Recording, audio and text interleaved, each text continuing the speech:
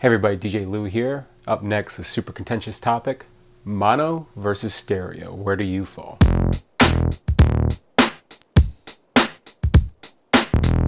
Now, something that has always been a big topic, both in the DJ world, also like in the club world with permanent installations, things of that nature, is if you run in stereo versus running in mono.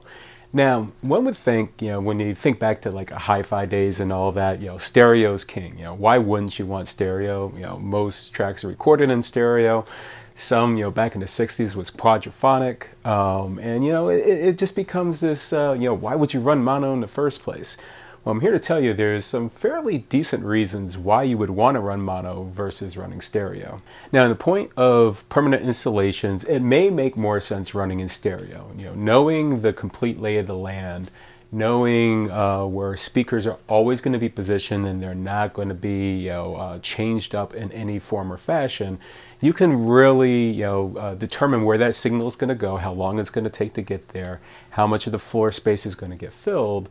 And in some of those cases, those permanent installations are better suited in stereo application. I mean, again, why wouldn't you necessarily want to run stereo if you have a complete predictive analysis of where the sound's coming from, how it's getting there, how long it takes to get there, and to make sure that everybody's hearing things the way that you would like them to hear it. But as a mobile DJ, now this kind of predictable, sound becomes far less predictable. Everything from the acoustics of the room to, even being outdoors, where your speakers are, how far they're separated, are they towed in a little, towed out a little, where's your dispersion cone from your, whether you're running tops, running columns, whatever your sound profile is. Running stereo could have some very ill effects if you choose to run that way. One of the clearest examples, and I remember this from one of the days, it was actually like my third or fourth wedding I ever did. It was still all vinyl at that point. And I had a Beatles song for their first dance. And of course, I had two tops at that point, and they were pointed. Everything sounded fairly well from all the testing I was doing, but never really thought about those really extreme stereo separated songs like the Beatles. Again, some of their material was done in quadraphonic, but when they went to stereo for mastering on things like vinyl and all that. There's a clear separation of usually vocals and maybe some horns or something on one side of the track, more of the percussion on the other side. There are places I remember. And when I played their first dance, you could really hear out that separation. My speakers were fairly wide. It was a really big room. And I was like, damn, I really hadn't taken into consideration, especially some of these older songs, how much they would be separated. And it's not just older songs that have that kind of separations. There's definitely many modern examples of that as well, where engineers are really trying to make sound unique for the listener. But when you're a DJ, especially a mobile DJ, and you're trying to replicate that sound onto the dance floor, you might be lucky just to get one little sweet spot on that dance floor to sound as good as other points on the dance floor. And then, once you start separating out, if you're doing things like dinner and all that, you're going to have one side of the room that may hear only certain things, only the vocals, let's say, or only the percussion, or only horns or whatever it is. And you don't want to have that experience for your guests. So, at least for me, mono is definitely a much better option. It kind of even things out.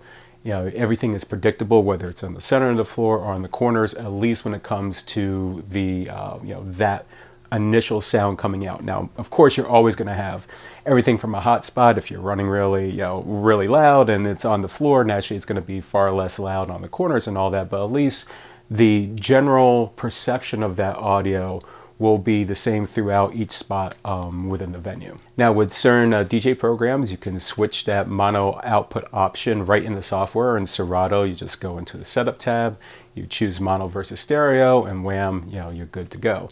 Virtual DJ, there is a plugin for Windows, and there was a way to do this also within the Mac operating system within the accessibility side, but that no longer outputs that way.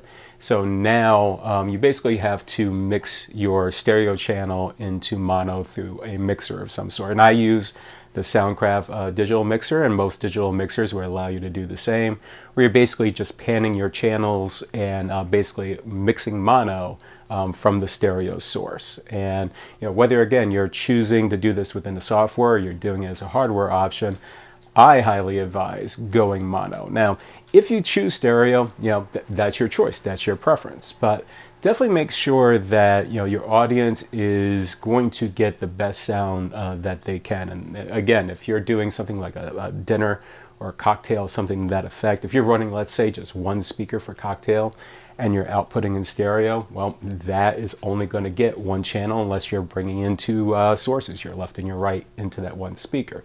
So it just makes more sense, again, if you're not doing a permanent installation, and even for some permanent installations, mono may be the better solution than stereo. But as a mobile DJ, I can't stress enough that mono is definitely the way to go, at least for me.